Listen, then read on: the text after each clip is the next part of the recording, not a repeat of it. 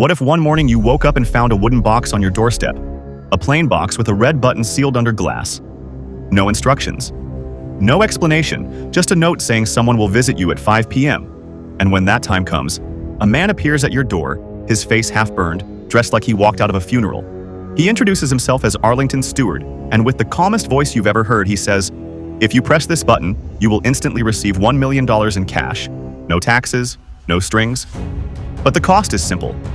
Someone, somewhere in the world, someone you don't know, someone you've never met, will die. And then he walks away, leaves the box with you, and now it's just you, the box, and that impossible choice. Arthur and Norma Lewis had that exact moment. 1976, Virginia. A school teacher and a NASA engineer. A good couple, struggling with money, dreams dying, debt growing. Their son Walter needs a future they can't afford. And suddenly here's a chance. One button, one press, $1 million. But a life gone. A human being erased from the planet. And for what? Comfort, escape, greed? At first they argue, they fight, they avoid the box, they try to laugh it off, call it a prank. Maybe it's a psychological experiment, maybe it's a trick.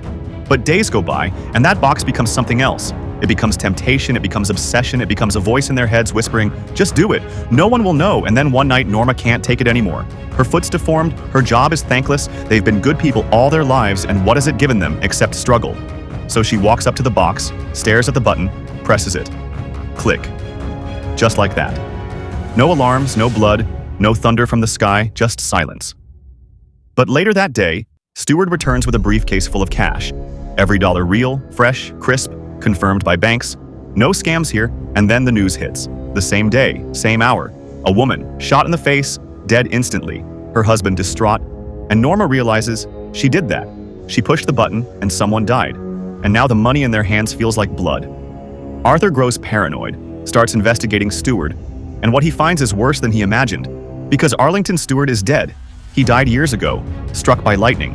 And yet, he walks, talks, works directly under the NSA, but also possibly something more. Something cosmic, something not fully human, maybe an experiment, maybe an entity, maybe a messenger of judgment. No one knows. And as Arthur digs deeper, the world around them begins to change. People on the street start staring longer than usual. A babysitter named Dana appears who knows far too much, leaves cryptic messages, speaks in riddles. Their son Walter begins acting strange. Then one day, he's gone. They hear his cries locked behind a door they can't open. They scream, they beg, but it's useless. And then Stewart returns, calm as ever, with a new choice. If you want your son back, truly back, no pain, no damage, senses restored, there is only one option. Arthur must kill Norma. No tricks, no riddles, pull the trigger and your son lives. Spare her, and your boy stays locked in a silent, senseless hell. And in that moment, time stops. Everything. They thought they were collapses. They are no longer a couple. They are two people caught in an inescapable moral trap. And Norma knows what has to happen. She tells Arthur to do it. To save Walter, she begs him, kisses him one last time, says, "I love you." And Arthur, broken, shattered, shaking with grief, puts the gun to her heart and pulls the trigger. She falls instantly. In that very moment, somewhere in another neighborhood, a man and woman open their door and find a wooden box waiting for them. A note attached. Someone will visit you at 5 p.m. And that's the horror. Because Norma didn't just die for her son.